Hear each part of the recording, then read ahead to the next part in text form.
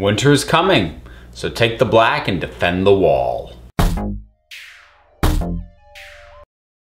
The Watchers on the Wall. I have a feeling this is probably going to be one of my shorter episode reviews because whereas your typical Game of Thrones episode jumps around locations, several different places, lots going on, this entire episode is about one thing: the assault on Castle Black by the wildlings. I don't consider that a spoiler to say that because we've been building to this since last season. We all knew it was coming. So it's finally here. Does it deliver? Well, yeah. It's no small thing to have basically what is a battle that lasts almost a solid hour. That's really difficult to pull off because generally your audience is going to be fatigued by the end of this thing and just going, okay, enough, enough, enough. It's really well paced and there are a fair number of damn kind of moments and they're well spaced across the episode. And it also takes a few minutes to slow down in a couple places and give us some nice character beats. We get some nice stuff with Sam. Jon Snow gives us some good stuff. Even Sir Alistair, the guy who's running the Night Watch, who I complained about before, he even gets some good moments. And also, the episode just makes really good use of members of the Night's Watch whose faces we've seen before, and same with the wildlings for that matter. We don't really know these characters, we don't know their names, but we've been seeing them, and the camera is really sure to sort of linger on these people and these faces that we've seen before to give a little more weight to what's going on. And in an odd way, I'm not sure there's too much more I can say about it without sort of going beat for beat, and that gets a little bit too much into specific spoilers. I mean, not really like plot spoilers, but there are moments I would rather you go in and get to see for yourself.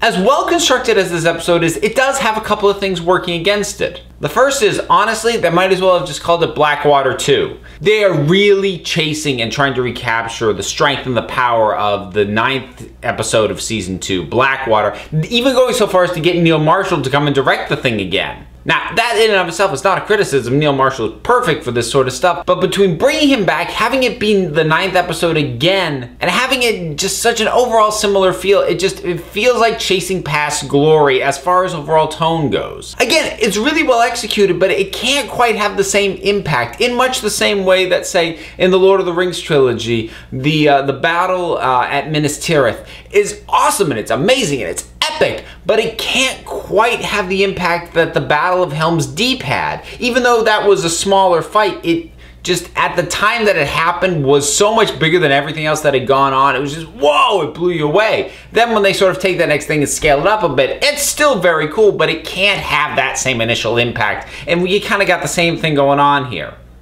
The other thing this episode has working against it is the fact that, honestly, the previous episode kind of had a better climax in terms of the overall arc of the season. Just the stuff that went on last episode really just built to a stronger, more personal, and more emotional climax, as well as being viscerally exciting, whereas this one has all of that, but it just can't quite pull off the same weight. So as good as it is, coming off of the previous episode, it feels like just a slight tick down as opposed to a continued upward trend. In that way, I feel a little bad for this episode. I feel like it's not going to get the recognition it sort of deserves if you look at it in isolation, because in the overall scope of the season, we hit our peak last episode. And that's not the fault of this episode. This episode is good. It's really good, but last episode just, it packed more punch. I think that's really kind of all there is to say. Oh, I do want to single out and give praise to Neil Marshall. There is this one shot. It's this 360-degree long panning shot just of all this carnage going on, and just that the shot just keeps continuing. I don't know if it was actually shot continuous or if there were hidden cuts in there, but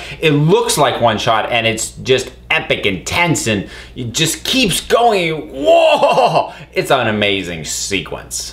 So let me ask you this, and this question isn't really tied specifically to this episode, but I'm just wondering, is there one character in the show that if they kill this character off, you're gonna be like, that's it, I check out? Because obviously this is a show where we know anyone can die, so is there one character that if they actually do kill them off, are you gonna go, that's it? If you've got a character like that, drop something down in the comments and let's talk about it. Until next time, this council is adjourned.